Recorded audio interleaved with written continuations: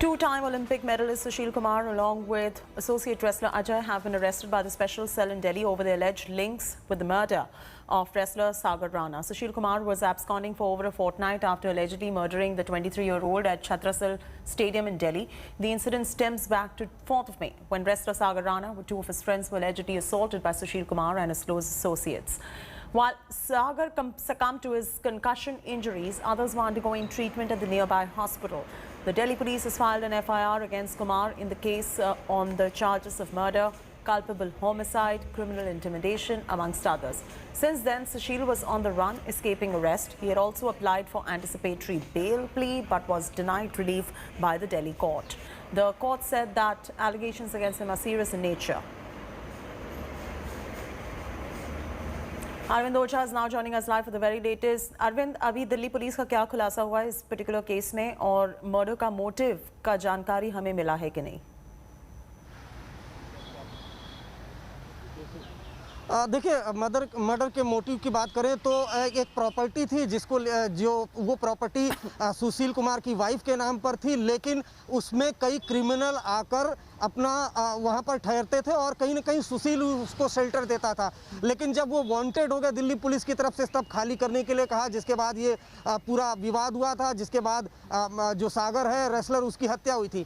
अभी जो पूछताछ में जानकारी मिली है कि किस तरीके से सुशील कुमार पुलिस से बचने के लिए कई स्टेट में भागता रहा। जो इंडिया टुडे को एक्सक्लूसिव जानकारी मिली है उसके मुताबिक 4-5 मई की रात को जब मर्डर हुआ उसके बाद वो एक हरियाणा नंबर की गाड़ी से मेरठ होते हुए उत्तराखंड गया था। मेरठ में जहां पर पुलिस पहुंची थी वहां पर टोल से एक तस्वीर थी जो इंडिया टुडे ने सबसे पहले दिखाई थी, जिसमें सुशील कुमार एक कार में बैठा हुआ, उसके साथ एक शख्स है, पहचान छुपाने की कोशिश कर रहा है, वो सुशील कुमार था। उसके बाद वो उत्तराखंड जाता है, उत्तराखंड के एक बड़े आश्रम में रुकता है। जब दिल्ली पुलिस वहां पर रेड करती है तो उत्तराखंड से फिर दिल्ली आता है, दिल्ली से फिर पंजाब जाता है, पंजाब में चंडीगढ़, भटिंडा यहाँ पर ठहरता है। भटिंडा में जब रेड होती है तो वहाँ से भी सुशील कुमार फरार हो जाता है। फिर भटिंडा चंडीगढ़ होते हुए गुरुग्राम आता है।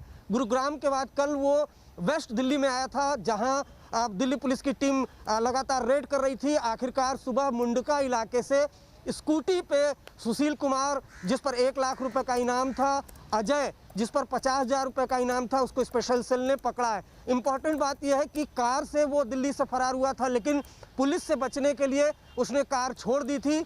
उस कार की भी तलाश कर रही है स्पेशल सेल।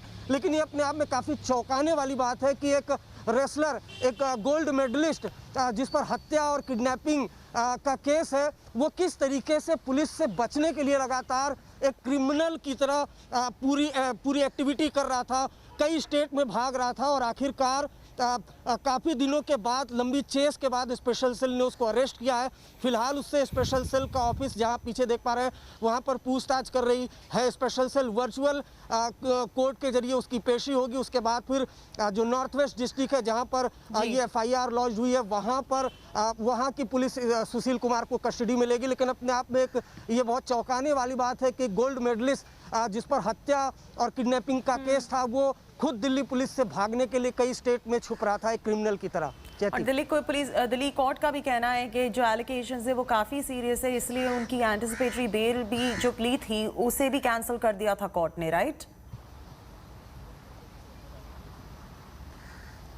जी बिल्कुल। देखिए, मैं आपको बताऊं कि जो इंडिया टुडे को एक्सक्लूसिव जानकारी मिली है उसके मुताबिक जब दिल्ली पुलिस ने FIR लॉन्च की तो जो छत्रसाल स्टेडियम है, हालांकि अंदर कोई CCTV नहीं लगा था, लेकिन एक गेट पर CCTV था।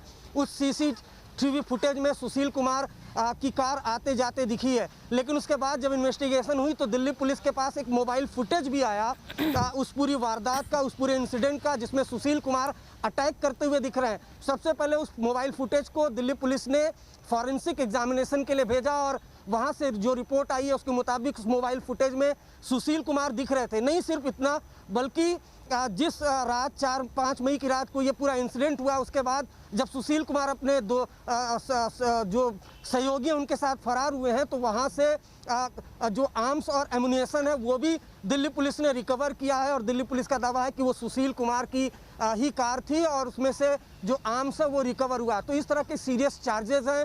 दिल्ली पुलिस का कहना है कि उनके पास काफ़ी एविडेंस है। शायद यही वजह है कि सुशील कुमार से दिल्ली पुलिस पूछताछ करना चाह रही थी, लेकिन सुशील कुमार जब फरार हो गए उसके बाद कमिश्नर ने 1 लाख रुपए का रिवॉर्ड रखा था और जो एसोसिएट है उस पर 50,000 रुपये का। और फाइनली एक लंबी चेस के बाद, लगातार पुलिस को गुमराह करने के बाद सुशील कुमार को फाइनली अरेस्ट किया गया और उनसे इंटरोगेशन जारी है। बिल्कुल, हमारे साथ आप जुड़े रहिए। अरविंद ओझा getting us all these details right there. For now, we're moving on.